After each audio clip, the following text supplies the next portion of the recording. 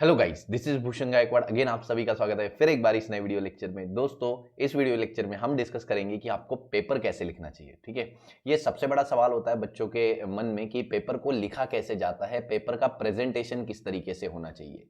ठीक है, अब पेपर का प्रेजेंटेशन अच्छा होना इसका मतलब आपकी हैंडराइटिंग बहुत अच्छी होनी चाहिए, ऐसा नहीं है। देखो, अब आप जहाँ पे मेरा पेपर देख रहे होंगे तो यहाँ पे मेरी हैंडराइटिंग भी ऐसी कोई बहुत खास नहीं है ना। मेरी हैंडराइटिंग बहुत ही ज़्यादा मतलब एक तरीके से एवरेज या बिलो एवरेज हैंडराइटिंग है। लेकिन उसके बावजूद हम अपने पेपर को कैसे प्रेजेंटेबल बना सकते हैं, कैसे हम अपने पेपर को ऐसे बना सकते हैं जैसे किसी का ध्यान उस पर चले जाए और वो प्रॉपर तरीके से पेपर को चेक करे। ठीक है, तो देखो, जब एक एग्जामिनर पेपर चेक करता है तो उसे 200 150 200 पेपर चेक करने होते हैं। उसके पास इतना टाइम नहीं होता कि वो आपका एक एक आंसर लाइन टू लाइन पढ़ेगा। ठीक है, तो आपको क्या करना है, आपको पेपर को इस तरीके से प्रेजेंट करना है कि जो भी आप उसे समझाना चाहते हो, बताना चाहते हो या दिखाना चाहते हो, वो उसकी नजर में डायरेक्टली आना चाहिए। ठीक है, जो भी आप चाहते हो कि भाई ये मेरा स्टेटमेंट, ये मेरा आंसर एग्जामिनर को दिखे, तो आप उसकी नजर में कैसे लाते हो, वो आपके पेपर में कैसे एक्सप्रेस होता है, वो मैटर करता है। ठीक है, तो इस वीडियो लेक्चर में हम वही स्किल्स के बारे में जानेंगे कि अगर आप अपना पेपर लिख रहे हो तो आपको अपने पेपर को किस तरीके से लिखना चाहिए। अब स्टेप बाय स्टेप मैं सारे रूल्स आपको समझाते चलूंगा, उसको आपको ध्यान से सुनना है। और आप अब जब पेपर राइटिंग करोगे तो आपको इन चीजों को अपने पेपर प्रेजेंटेशन में इंप्लीमेंट करने की कोशिश करनी है। ठीक है, तो चलिए देखते हैं। जैसे कि आप देख रहे होंगे तो सबसे पहले हमने सिंगल सेंटेंस आंसर की बात की है। तो आपने देखा होगा सबसे पहले जो क्वेश्चन पेपर में है एमसीक्यू पूछे जाते हैं, तो उसके भी पहले अगर बात करते हैं वन सेंटेंस आंसर के पहले एमसीक्यू पूछे जाते हैं। तो आजकल एमसीक्यू लिखने का तरीका क्या है, जो भी आपका करेक्ट ऑप्शन है ए बी सी या डी में से, उसको आपने सिंपली आंसर में क्या लिखना है। एमसीक्यू का जब भी आप आंसर लिख रहे हो तो एमसीक्यू के आंसर में आपको लिखना है आंसर ए ऑप्शन लिखना है और जो भी आपका आंसर है वो लिखना है। ठीक है, फिर आप दूसरा एमसीक्यू सॉल्व कर रहे हो तो ये दूसरा एमसीक्यू, ये पहला एमसीक्यू हो गया। दूसरा एमसीक्यू तो फिर आपने लिखना है आंसर। यहाँ पे ऑप्शन मान लेते हैं कि दूसरे एमसीक्यू का आपको ऑप्शन निकल के आता है सी, तो आपने सी लिखना है। पहले ऑप्शन मेंशन करना है कि आप कौन से ऑप्शन की तरफ जा रहे हो। ठीक है, सी मेंशन करना है और फिर आपने एमसीक्यू का आंसर लिखना है। तो ऐसे पूरा स्टेटमेंट नहीं लिखना है, सीधा डायरेक्ट आंसर लिखना है और आंसर ऑप्शन के साथ लिखना है।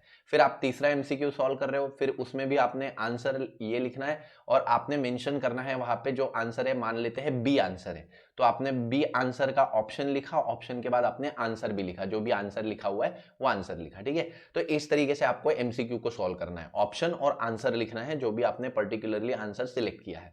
अब इसके बाद आते हैं सिंगल सेंटेंस आंसर क्वेश्चन पे। ठीक है, तो ऐसे क्वेश्चन होते हैं जिसको आपको एक लाइन या एक वर्ड में देना होता है।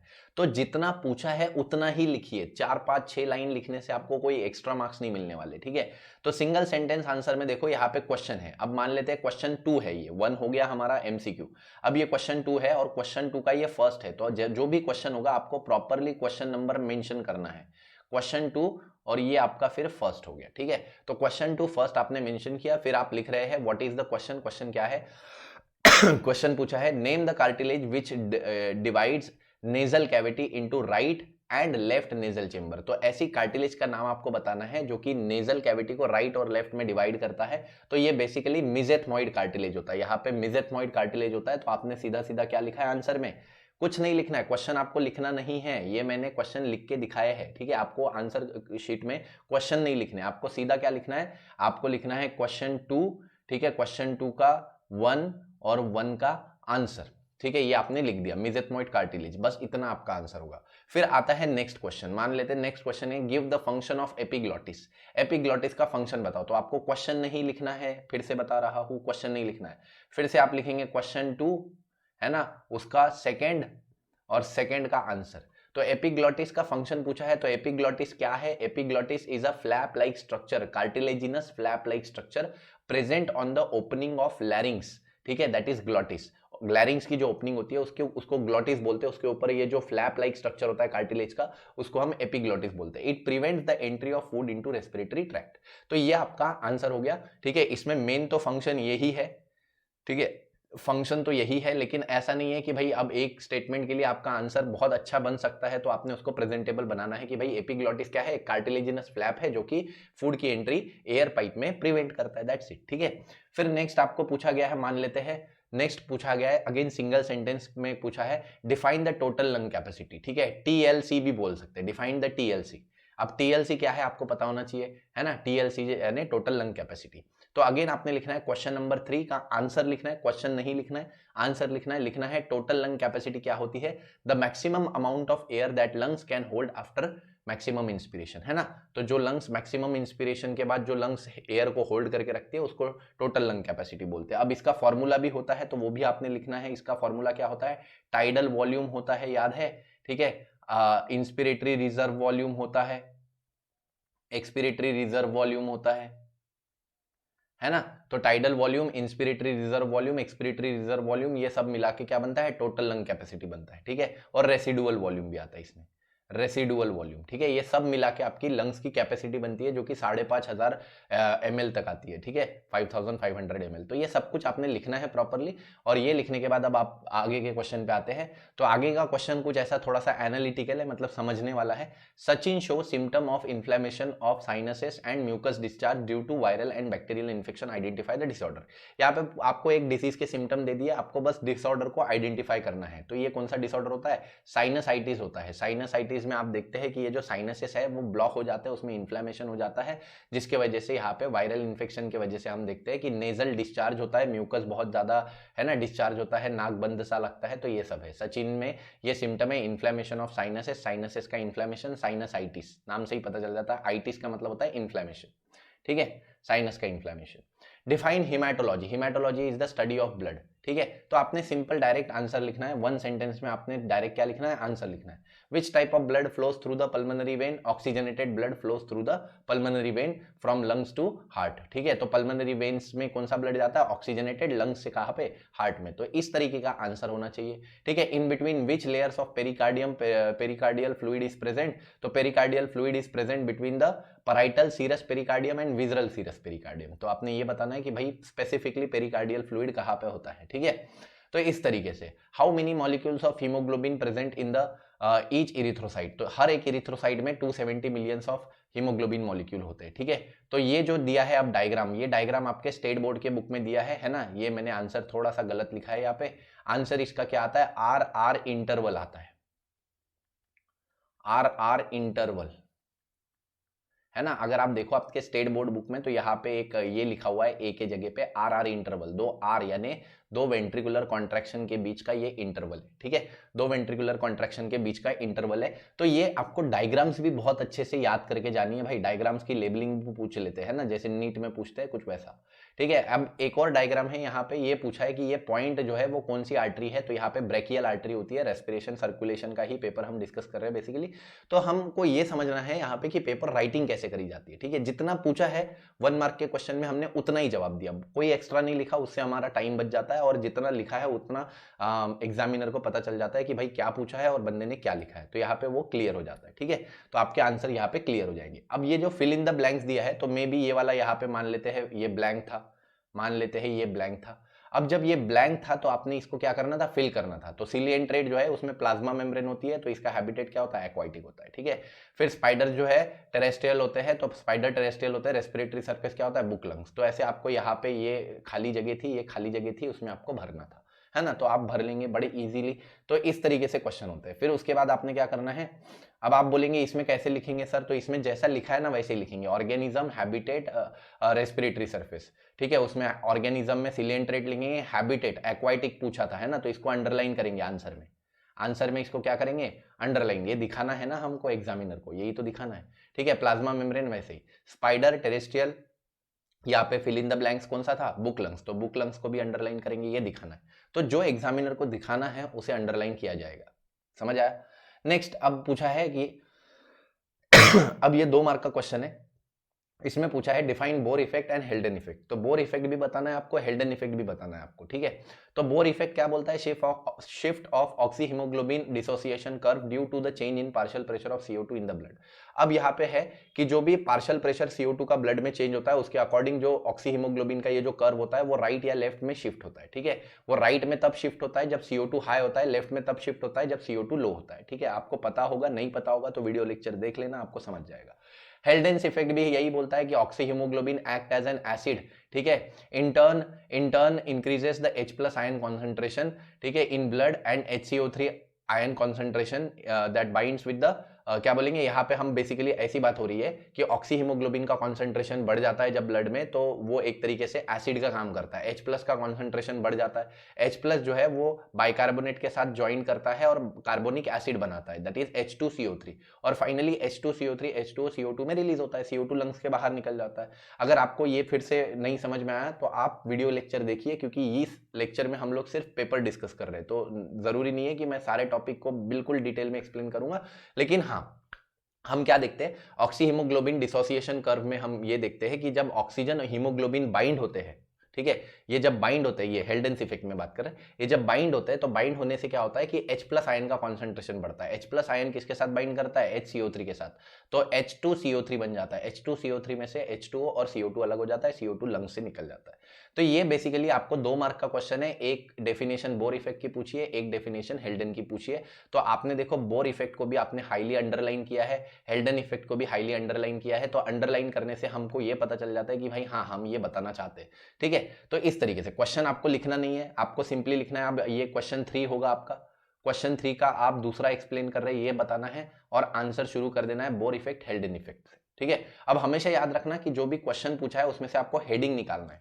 तो ये क्वेश्चन है define Bohr effect and heading हेल्डन effect, ठीक है। तो आपने इसमें से बोर इफेक्ट एक हेडिंग निकल के आता है, वो हमने इधर एक हेडिंग दे दिया, हेल्डन इफेक्ट एक हेडिंग निकल के आता है, इधर हमने ये हेडिंग दे दिया, ठीक है। और इस तरीके से आपको क्या करना है, एक्सप्लेन करना है।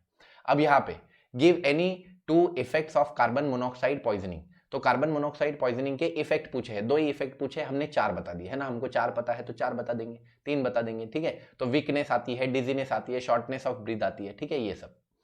इसके बाद देखो जितना पूछा है उतना ही बताएंगे भाई, उससे क्या होगा कि परफेक्ट आंसर के हमारे चांसेस रहेंगे। Define intracellular transport and extra cellular transport, तो यहाँ पे intracellular transport, extra cellular transport, इनको डिफाइन करने बोला है। तो बेसिकली हम क्या करेंगे, इसमें से फिर से अपने हेडिंग निकाल लेंगे।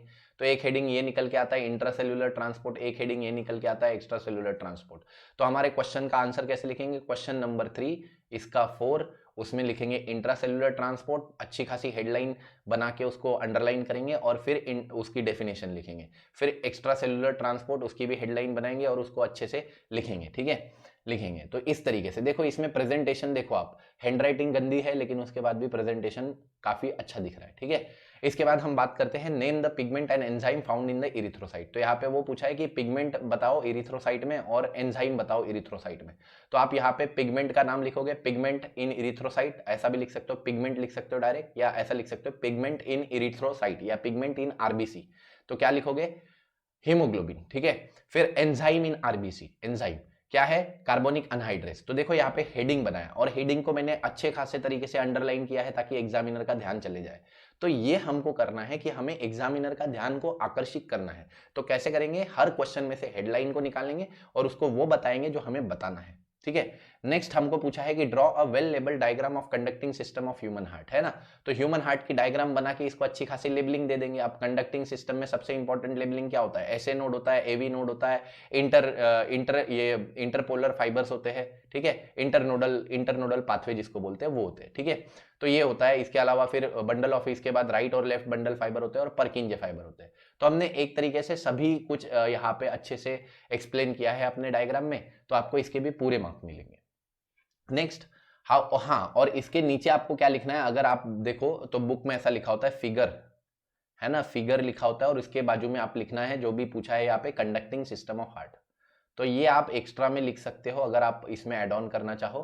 तो figure conducting system of heart लिख के आप उस पर क्या दे दो, आप उस पर अंडरलाइन दे दो, ठीक है। तो इससे एग्जामिनर का ध्यान, मतलब वो तो डायग्राम में तो वैसे भी जाने वाला है, लेकिन उसके नीचे अगर आप ऐसा लिखोगे तो वो और अच्छा दिखेगा, ठीक है। How portal vein differ from the normal when, तो ये एक और क्वेश्चन आया 2 मार्क के लिए। पोर्टल वेन एक नॉर्मल वेन से कैसे डिफर करती है, तो सबसे पहले हमको ये बताना है भाई, इस क्वेश्चन को थोड़ा सही से सॉल्व करना है। देखो पोर्टल वेन डिफर करती है नॉर्मल वेन से, अगर मैं आपको बोलूं कि भाई पोर्टल वेन नॉर्मल वेन से डिफर कैसी करती है, या मेरे को आपको एक्सप्लेन करना है, तो पहले तो आप मेरे को ये पूछोगे ना कि सर पोर्टल वेन होती क्या है, फिर तो आप बताओगे कि एक नॉर्मल वेन से पोर्टल वेन डिफर कैसे करती है। तो आपने पहले पोर्टल वेन की डेफिनेशन लिखनी है, आपको एग्जामिनर को ये बताना है कि भाई आपको पता है पोर्टल वेन क्या होता है, फिर आपको ये पता होता है कि पोर्टल वेन नॉर्मल वेन से डिफर कैसे करती है, ठीक है। तो पोर्टल वेन क्या होती है, पोर्टल वेन वो वेन होती है जो एक ऑर्गन से शुरू होती है। एक ऑर्गन, ये देखो ये एक ऑर्गन था, इस एक ऑर्गन में उसका कैपिलरी का नेटवर्क था, कैपिलरी का नेटवर्क था और वहां से वो वेन निकल के आई। अब ये वेन दूसरे ऑर्गन में जाके फिर से कैपिलरी के नेटवर्क में डिवाइड होंगी, फिर से दूसरे ऑर्गन में जाके कैपिलरी के नेटवर्क में डिवाइड होंगी और फिर ये बाहर निकल के किसके पास जाएगी, ये बाहर निकल के हार्ट के पास जाएगी। तो अल्टीमेटली यहाँ पे पोर्टल वेन ने क्या किया कि दो ऑर्गन में कैपिलरी का नेटवर्क बनाया, जबकि एक नॉर्मल वेन जो होती है वो क्या करती है, नॉर्मल वेन जो है वो एक ही ऑर्गन से निकल के सीधा हार्ट में आ जाती है, एक ही ऑर्गन से निकलती है और सीधा सीधा किस में आ जाती है, हार्ट में आ जाती है। तो ये डिफरेंस होता है एक नॉर्मल वेन और एक पोर्टल वेन में। तो यही लिखा है, it starts as a capillary from the one organ and enters into the other organ. ये कैपिलरी के फॉर्म में एक ऑर्गन से शुरू होता है और ये दूसरे ऑर्गन में क्या करता है, एंटर करता है, फॉर्मिंग इंटरमीडिएट कैपिलरी। यहाँ आने के बाद भी वो कैपिलरी बनाता है और फिर वहां से वो इंटरमीडिएट ऑर्गन से कहा जाता है हार्ट में जाता है। तो ये है, ठीक है, that is it starts as a capillary from one organ and enters into the other organ forming intermediate capillaries of that intermediate organ, ठीक है, and then finally enters to the heart, ठीक है।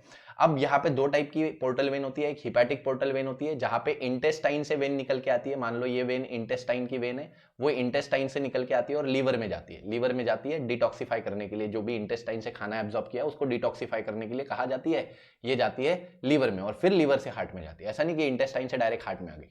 तो ये हिपैटिक पोर्टल वेन होगी, hepatic मतलब liver, ठीक है। हाइपोफाइजियल पोर्टल वेन ये पिट्यूटरी में होती है, ठीक है, हाइपोथैलेमस से निकलती है, मान लेते हैं ये हाइपोथैलेमस से निकली और ये पिट्यूटरी में आई, ठीक है, और पिट्यूटरी से फिर हार्ट में गई। तो ये, तो ऐसे दो टाइप की पोर्टल वेन होती है, हिपैटिक पोर्टल वेन और हाइपोफाइजियल पोर्टल वेन, आपको समझ आया होगा मे बी, ठीक है। तो ये लिखा है यहाँ पे इसका डिस्क्रिप्शन हमने, इट स्टार्ट्स फ्रॉम हाइपोथैलेमस। देखो तो हमने क्या बोला भाई, यहाँ पे क्वेश्चन पूछा था how portal vein differ from the normal when. Normal when directly enters into the heart, portal vein enters first into one organ and then into another organ and then into the heart, ठीक है, ये difference हो गया। तो हमने portal vein बताया, हमने उसके टाइप्स बता दिए, ठीक है, और फिर हम आखिरी में लिखना चाहे तो लिख सकते हैं, नहीं तो छोड़ सकते हैं कि भाई normal when directly enters into the heart, ठीक है। तो ये, और यहाँ पे हमारे आंसर के हमको पूरे मार्क्स मिलेंगे। देखो मैंने यहाँ पे अच्छे खासे सब हेडिंग दी है, पोर्टल वेन को अच्छा खासा हेडिंग देके हमने इसको क्या किया है, अंडरलाइन, फिर हिपैटिक पोर्टल वेन को भी अच्छा खासा अंडरलाइन, फिर हाइपोफाइजियल पोर्टल वेन को भी अच्छा खासा अंडरलाइन। तो इससे क्या होता है, इससे सीधा एग्जामिनर का ध्यान आपके आंसर पे पड़ेगा और वो बराबर आपको फुल मार्क्स देगा, ठीक है। अब 3 मार्क का क्वेश्चन है, 2 मार्क के क्वेश्चन कंप्लीट हो गए, अब 3 मार्क का जो क्वेश्चन है उसको कैसे डील करना है। 3 मार्क के क्वेश्चन में अगर आपको डिफरेंशिएट आता है कहीं पे भी 2 या 3 मार्क के, तो आपको क्या करना है, जितना भी मार्क का क्वेश्चन है, अगर 2 मार्क का है तो 4 पॉइंट लिखने हैं और 3 मार्क का है तो 6 पॉइंट लिखने हैं। ऐसा आपने अभी तक कैलकुलेशन किया होगा, लेकिन मेरा ऐसा मानना है कि जितने भी मार्क्स का क्वेश्चन है, आपने जितने भी पॉइंट रिक्वायर्ड है उससे आपने एक्स्ट्रा देना चाहिए। अगर आप दुकान पे गए, आपने 5 रुपए दिए एक चॉकलेट के लिए, उसने एक चॉकलेट के साथ आपको एक छोटी 1 रुपए की एक चॉकलेट और फ्री दे दी, तो आपको खुशी होगी ना, खुशी होगी। डेफिनेटली ऐसा ही होता है एग्जाम में भी। एग्जाम में अगर यहाँ पे रिक्वायर्ड पॉइंट अगर 6 है, ठीक है, 3 मार्क का क्वेश्चन है, रिक्वायर्ड पॉइंट 6 है, तो आपने क्या करना है, आपने 8 पॉइंट लिख के आने हैं, 8 पॉइंट लिख के आओ, 10 पॉइंट लिख के आओ, जितना आपको अच्छे से आता है उतना लिख के आओ। इससे क्या होगा, एग्जामिनर इंप्रेस होता है कि भाई आपको जरूरत से ज्यादा पता है, ठीक है। तो ये जरूर आप ट्राई कर सकते हैं। अदरवाइज अगर आपको 6 ही पॉइंट पता है तो फिर तो 6 ही लिख सकते हैं, लेकिन अगर ज्यादा पता है तो डेफिनेटली आप 2-3 पॉइंट एक्स्ट्रा लिख सकते हो, 2 या 3 तो एक्स्ट्रा लिख ही सकते हो, कोई दिक्कत वाली बात नहीं है, ठीक है। तो यहाँ पे इंस्पिरेशन एक्सपिरेशन के बारे में पॉइंट्स बोले हैं। तो हमें पता है inspiration atmospheric air is taken into the lung, in expiration the air of the lung is exhaled out, ठीक है, बराबर है। It is active process, inspiration active process है, एक्सपिरेशन पैसिव प्रोसेस है। This process ribs pulled upward and outward, rib pull होते हैं upward outward, इसमें push होते हैं डाउनवर्ड एंड आउटवर्ड, ठीक है। तो इस तरीके से डाउनवर्ड इनवर्ड, ठीक है, तो ये सब कुछ है। Diaphragm gets flat, diaphragm get dome shape, ठीक है। फिर इसके अलावा increase in thoracic cavity volume and decrease in pressure of the lungs. तो ये सब जो है ये पॉइंट्स है। अब यहाँ पे मैंने 6 पॉइंट लिखे, अगर आप एक्स्ट्रा 1-2 पॉइंट ऐड कर सकते हैं तो डेफिनेटली आप ऐड कर सकते हैं, ठीक है। Write a note on Hering Breuer's reflex. तो हेयरिंग ब्रूअर्स रिफ्लेक्स भी यहाँ पे पूछा गया है। अब हेयरिंग ब्रूअर्स रिफ्लेक्स क्या होता है, तो इसमें हम देखते हैं कि जैसे ही एक इंस्पिरेशन खत्म हो रहा होता है, ठीक है, और एक्सपिरेशन शुरू होता है, तो तुरंत दूसरा इंस्पिरेशन शुरू हो जाता है, ठीक है। तो during inspiration the stretch receptor sends signal to inspiratory centre so that further inspiration cannot takes place. तो यहाँ पे बोला है कि जब इंस्पिरेशन होता है तो स्ट्रेच रिसेप्टर एक सिग्नल देते हैं, जब इंस्पिरेशन हो चुका है, मेरे स्ट्रेच रिसेप्टर, मैंने ऐसे सांस अंदर ले ली, सांस अंदर ले ली, तो ये छाती जो है उसके मसल जो है वो स्ट्रेच हो गए। जैसे ही मसल स्ट्रेच हो गए तो एक सिग्नल कहा गया, ब्रेन में गया, ब्रेन ने एक सिग्नल भेजा कि भाई अब स्ट्रेच हो गए, अब और नहीं करना, अब इंस्पिरेशन को रोक दो। अब इंस्पिरेशन रुक गया, ठीक है। अब इंस्पिरेशन जैसे ही रुका, ठीक है, inspiratory muscle relaxes and expiration follows. तो जैसे ही इंस्पिरेशन रुका तो अब एक्सपिरेशन शुरू हो गया, एक्सपिरेटरी सेंटर ने काम किया, अब एक्सपिरेशन होगा और मसल जो है वो क्या होंगे, रिलैक्स होंगे, एक्सपिरेशन होगा, ठीक है। Air as air leaves from the lungs are depleted, stretch receptor are no longer activated। अब lungs में से एयर तो चली गई, अब ये जो है छाती फिर से मेरी अंदर आ गई, अब मसल फिर से क्या हो गए, नॉर्मल हो गए। अब स्ट्रेच रिसेप्टर एक्टिव नहीं है। अब क्योंकि स्ट्रेच रिसेप्टर एक्टिव नहीं है तो जो सेंटर, इंस्पिरेटरी सेंटर जो यहाँ पे था वो क्या हो गया था, वो ब्लॉक हो गया था ना, अब वो फिर से शुरू हो जाएगा। तो फिर से हम नई सांस लेने के लिए तैयार हो जाएंगे, ठीक है। तो ये सब है। अब इसमें भी आप प्रॉपर डिटेल्ड लेक्चर जो है वो आप चैनल पे देख सकते हो, जब हमने इस टॉपिक को डिस्कस किया है। तो इसमें आप देखो मैंने 6-7 पॉइंट लिखे हैं। तो ऐसा ही है, आपको क्या करना है, आपको जरूरत से ज्यादा पॉइंट को एक्सप्लेन करना है, ठीक है। अब इसमें हमने स्टेप वाइज मैनर में प्रॉपर पॉइंट वाइज हमने लिखा है। नेक्स्ट हम लोग बात करेंगे, next define hamburgers phenomena, add note on it. तो आपको हैमबर्गर्स फिनोमिना बता के उस पर कुछ नोट आपको ऐड करना है। तो हैमबर्गर्स फिनोमिना क्या होता है, आरबीसी में हम देखते हैं आयोनिक कॉन्सेंट्रेशन, आयोनिक बैलेंस को मेंटेन करने के लिए आरबीसी के अंदर हम देखते हैं क्लोराइड आयंस क्या करते हैं, मूव करते हैं। जब बाइकार्बोनेट आयन बाहर निकलते हैं तो क्लोराइड आयन मूव करते हैं और उसी को हैमबर्गर्स फिनोमिना या क्लोराइड शिफ्ट बोलते हैं, ठीक है। तो अब इसमें नोट क्या है, as a CO2 enters into RBC, जैसे CO2 एंटर करता है आरबीसी में तो CO2 रिएक्ट करता है किसके साथ, H2O के साथ, और कार्बोनिक एसिड बनाता है। कार्बोनिक एसिड जो बनता है इसमें फिर से कार्बोनिक अनहाइड्रेस एक्ट करता है, यहाँ पे भी कार्बोनिक अनहाइड्रेस एक्ट करता है। तो कार्बोनिक अनहाइड्रेस की मदद से ये H+ HCO3- में ब्रेक हो जाता है। HCO3- जब बाहर निकलता है तो उसी के बैलेंस को मेंटेन करने के लिए, है ना, आरबीसी में से HCO3- बाहर निकलता है, तो उसी को बैलेंस को मेंटेन करने के लिए क्लोराइड आयन अंदर आता है, तो उसी को हम क्या बोलते हैं, क्लोराइड शिफ्ट बोलते हैं, ठीक है। तो ये, तो यहाँ पे ऐसे आपने नोट ऐड कर दिया। देखो 1 2 3 4 पॉइंट का नोट है आपका, एक डेफिनेशन है प्रॉपर, उसमें अंडरलाइंस है। हो सके तो एक डायग्राम भी बना दीजिए आप, ये वाली आरबीसी की ये डायग्राम बना दीजिए कि भाई CO2 आया, ठीक है, CO2 वाटर के साथ मिला, ठीक है, उसने क्या बनाया, H2CO3 बनाया, H2CO3 फिर किस में कन्वर्ट हुआ, H+ और CO3- में कन्वर्ट हुआ, HCO3-, HCO3 बाहर निकला, HCO3 बाहर निकला तो अंदर कौन गया, क्लोराइड गया। तो ये अगर आप डायग्राम बना लेंगे तो इससे और अच्छा समझ आएगा, ठीक है। नेक्स्ट, डायग्राम होना चाहिए, मेरे ख्याल से ऐसा है कि 3 और 4 मार्क के जो क्वेश्चन होते हैं उसमें डायग्राम होना चाहिए, ठीक है। हालांकि मैंने इस क्वेश्चन में एक गलती की कि मैंने डायग्राम नहीं बनाई। अगर आप सॉल्व कर रहे हैं ना, और ये डायग्राम कोई बहुत मुश्किल नहीं है, एक छोटा सा आरबीसी बना के आपको वो रिएक्शन दिखानी है, दैट्स इट, ठीक है। तो ऐसी छोटी सी अगर डायग्राम है, 3 मार्क का अगर क्वेश्चन है तो आप डेफिनेटली डायग्राम बनाओ, ठीक है। नेक्स्ट हम बात करते हैं डबल सर्कुलेशन के बारे में, पूछा है डबल सर्कुलेशन को एक्सप्लेन करना है, ठीक है। अब डबल सर्कुलेशन को एक्सप्लेन कैसे करेंगे, तो हम हेडिंग दे देंगे डबल सर्कुलेशन, और हेडिंग देने के बाद सीधा सीधा उसका एक्सप्लेनेशन दे देंगे, ठीक है। तो डबल सर्कुलेशन में राइट आर्ट्रियम में कौन सा ब्लड आता है, superior vena cava, inferior vena cava से ब्लड आता है राइट आर्ट्रियम में, ठीक है। राइट आर्ट्रियम में अब ये जो, अच्छा, ये डबल सर्कुलेशन का एक डायग्राम दिया है, और डायग्राम में ये जो सी है ना उसके बारे में पूछा है आपको कि सी क्या है, और डी के बारे में पूछा है, और बी के बारे में पूछा है, और ए के बारे में पूछा है, ठीक है। तो ए के बारे में पूछा है, ठीक है, सी के बारे में पूछा है, डी के बारे में पूछा है, और बी के बारे में पूछा है। तो आपने बताना है बी क्या है, लेफ्ट आर्टेरियम है, ए क्या है, सुपेरियर इंफेरियर वेना कावा है, ठीक है, सी क्या है, राइट वेंट्रिकल है, और डी क्या है, ये अगर डी यहां से ब्लड बाहर निकल रहा है तो पल्मोनरी आर्टरी से बाहर निकल रहा है, ठीक है। That is how. तो ये डायग्राम आपको ऐसी दिए होगी, आपको लेबलिंग आइडेंटिफाई करनी है भाई, क्या कहा लिखना है, ठीक है। नेक्स्ट हम लोग आते हैं 5वें क्वेश्चन पे, पूछा है write a note on coagulation of blood. अब ब्लड कोएगुलेशन पे आपको पूछा है, तो ब्लड क्लॉटिंग के बारे में आपको एक तरीके से एक्सप्लेन करना है। तो सबसे पहले आपने क्या बताना है कि ब्लड क्लॉटिंग होती क्या है, तो आपने हेडिंग निकाल लिया। देखो आपने आंसर में क्या लिखा, क्वेश्चन नंबर 4 या क्वेश्चन नंबर 3 जो भी है, क्वेश्चन नंबर 4 आपने लिखा, 4 के बाद यहाँ पे 5 इसका 5वां आप लिख रहे हैं, आंसर लिख रहे हैं, क्वेश्चन नहीं लिखना है, ठीक है। आंसर में आपने हेडिंग लिखा ब्लड कोएगुलेशन, अच्छा खासा अंडरलाइन किया। Coagulation of blood is the process of converting the liquid blood into the solid form, है ना। फिर clotting of blood involves 12 clotting factor, ठीक है, जिसमें से एक हाइपोथेटिकल होता है फैक्टर 6, ठीक है। Clotting of blood can be followed by 2 different pathway, extrinsic pathway, intrinsic pathway. अब इसका डायग्राम आपने देखा होगा, बड़ा पेचीदा सा डायग्राम है, तो अगर आपको लगता है कि बनाना चाहिए तो बनाओ, अगर नहीं बनाना चाहिए तो मत बनाओ। बट 3 मार्क का क्वेश्चन है, अगर डायग्राम बना लोगे तो एक और अच्छा आपको बेनिफिट मिल जाता है, ठीक है। तो एक्सट्रिंसिक पाथवे और इंट्रिंसिक पाथवे दोनों लिखने के बाद दोनों का एक्सप्लेनेशन लिखना है। हमको पता है कि जब एक्सट्रिंसिक इंट्रिंसिक दोनों पाथवे चलते हैं तो कहीं ना कहीं थ्रोम्बोप्लास्टिन रिलीज होता है। थ्रोम्बोप्लास्टिन जब रिलीज होता है, देखो थ्रोम्बोप्लास्टिन जो है वो फॉर्मेशन ऑफ प्रोथ्रोम्बिन एंजाइम में हेल्प करता है। प्रोथ्रोम्बिन एंजाइम कैल्शियम आयन के साथ मिलकर जो है वो प्रोथ्रोम्बिन को थ्रोम्बिन में कन्वर्ट करता है। थ्रोम्बिन जो है वो आगे जाके फाइब्रिनोजन को फाइब्रिन में कन्वर्ट करता है। इनसॉल्युबल फाइब्रिन जो है वो आगे जाके क्या करता है, ये ऐसे मेश लाइक स्ट्रक्चर बनाता है और उसमें सारी चीजें फंसने लग जाती है ऐसे, और सारे WBC RBC सब कुछ इसमें फंसने लग जाता है और यहाँ पे क्या बन जाता है, क्लॉट बन जाता है। तो ये है भाई सब प्रोसेस, ठीक है। डायग्राम आप निकालना चाहो तो निकाल सकते हो, और ये प्रोसेस को कितना टाइम लगता है, 5 to 8 मिनट, 5 to 8 मिनट का टाइम लगता है क्लॉटिंग में, ठीक है। आपका अगर खून आपका बहने लगे तो 5 से 8 मिनट में बंद हो जाता है। नहीं यकीन होता तो हाथ की नस काट के देख लो, ठीक है। मजाक कर रहा हूँ भाई, ठीक है, हाँ ऐसा नहीं करना। Next, define hypertension, coronary artery disease and angina pectoris. तो आपको 3 डेफिनेशन बताने हैं। तो हाइपरटेंशन लिख के आपने अच्छा खासा अंडरलाइन दिया, एक्सप्लेनेशन दिया। कोरोनरी आर्टरी डिसीज अंडरलाइन दिया। कोरोनरी आर्टरी डिसीज के कभी कभी क्या लिखा होता है, CAD लिखा होता है सिर्फ। तो आपको पता होना चाहिए CAD क्या है, ठीक है। आपको पता होना चाहिए अगर ACT दे दिया, ACT क्या है, तो आप बोलोगे सर ACT कहाँ पढ़ा है हमने। ACT पढ़ा है मलेरिया के ट्रीटमेंट में, आर्टिमिजिनिन कॉम्बिनेशन थेरेपी।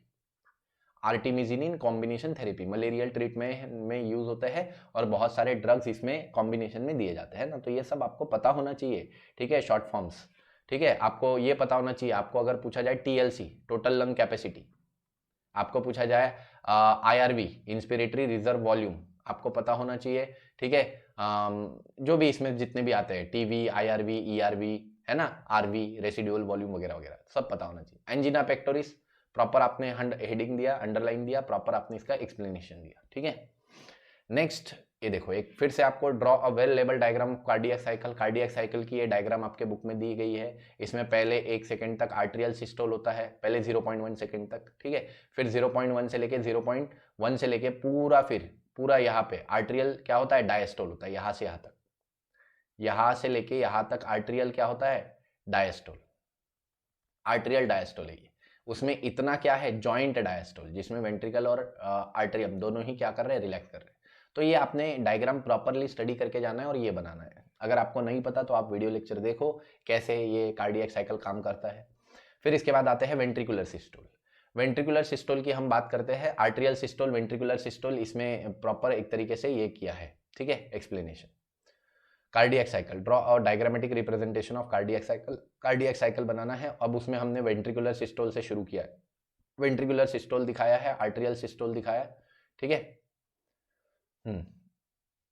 मेरे ख्याल से इसमें इनकम्प्लीटली मैंने आंसर लिखा है, तो आपको इसमें पूरा ही ड्रॉ, सिर्फ डायग्राम ही ड्रॉ करना था। यहाँ पे एक्सप्लेनेशन की जरूरत नहीं थी, पता नहीं मुझे क्या हो गया, मैंने एक्सप्लेनेशन भी लिख दिया, ठीक है, तो वो नहीं लिखना था। नेक्स्ट, 4 मार्क के क्वेश्चन है।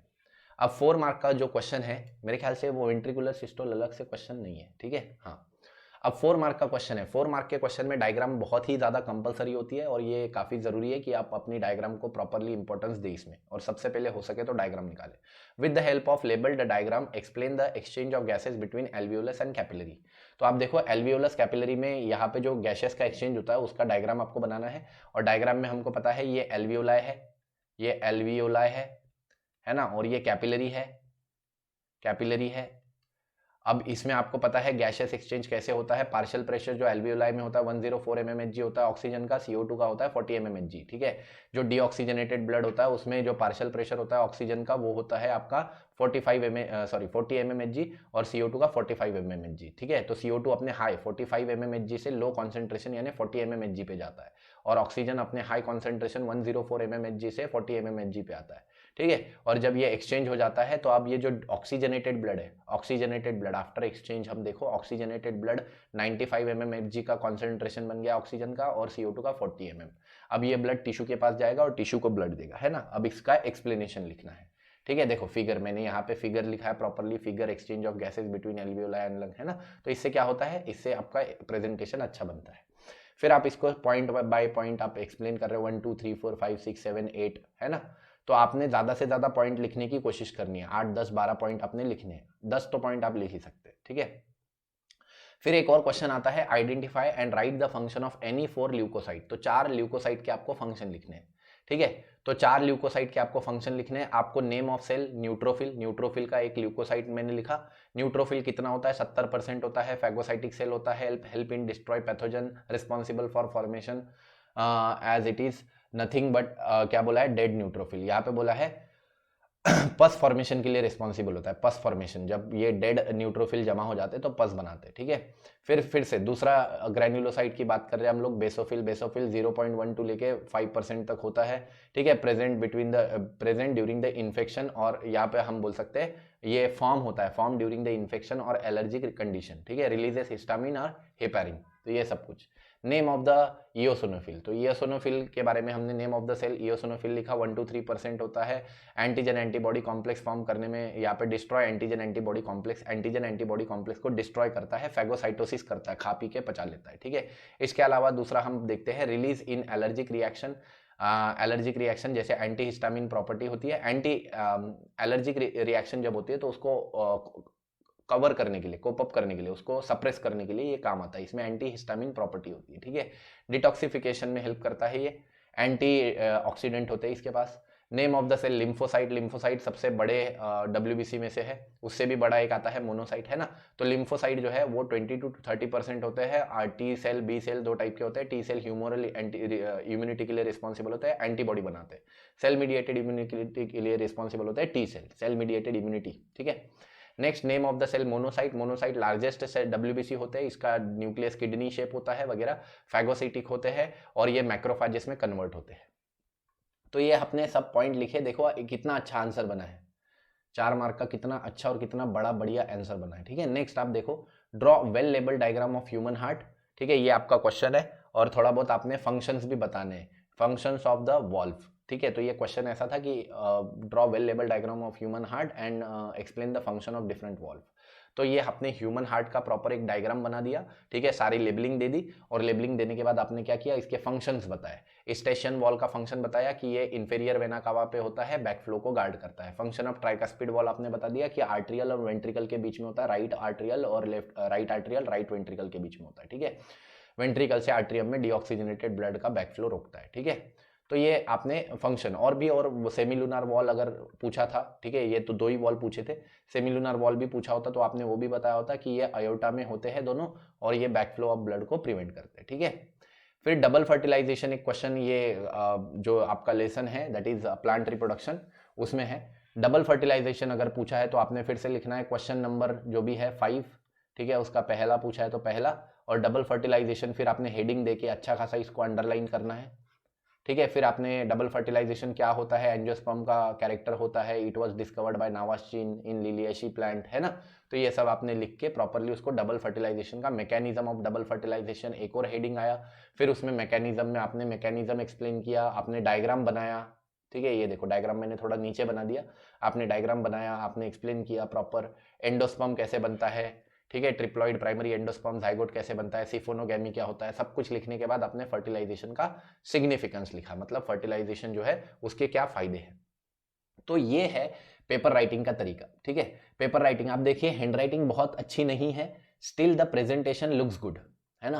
Hand writing is not so good but presentation हमारा अच्छा खासा दिख रहा है। तो बहुत ज़रूरी नहीं है कि आपकी हैंड राइटिंग बहुत अच्छी होनी चाहिए, काफ़ी सुंदर होनी चाहिए, लेकिन आपको प्रेजेंटेशन की स्किल होनी चाहिए। अब इसमें आप एक और चीज़ कर सकते हैं, बहुत अच्छा दिखने के लिए आप क्या कर सकते हैं, अगर कुछ गलत हो गया तो सिंपल एक ही लाइन मारिए ऐसा, ठीक है। उसके साथ आप और क्या कर सकते हैं, इसमें जो आप वर्ड लिख रहे हैं ना, वर्ड उसके बीच में इक्वल डिस्टेंस रखने की कोशिश कीजिए, ठीक है। अब यहाँ पे मेरा इक्वल डिस्टेंस रखने की मैं हमेशा कोशिश करता हूँ। तो इससे क्या होता है, ये जो इक्वल डिस्टेंस हम रखते हैं, हमेशा इक्वल डिस्टेंस रखिए, कम ज्यादा मत रखिए। तो जब हमेशा एक इक्वल डिस्टेंस आप रखते हैं तो इससे क्या होता है कि वो दिखने में बहुत सुंदर दिखता है, ठीक है। Whenever you are keeping the distance, 2 minute, whenever you are keeping the distance equal between 2 words, है ना, 2 words के बीच में whenever you are keeping the distance similar then the handwriting looks good, बहुत ही फाइन हैंडराइटिंग दिखती है और बहुत ही अच्छा उसका प्रेजेंटेशन बनता है। तो ये चीज़ें आपको ध्यान रखनी है, गलतियां कम से कम करने की कोशिश करनी है। गलती अगर हो गई तो उसको ऐसा नहीं कि ऐसा खोड़ते बैठो, ऐसा ये गंदगी दिखती है पेपर में, ऐसा नहीं करना है, ठीक है। सिंपल आपको क्या करना है, एक लाइन ऐसे लगा देनी कि भाई ये गंदा हो गया, दैट्स इट।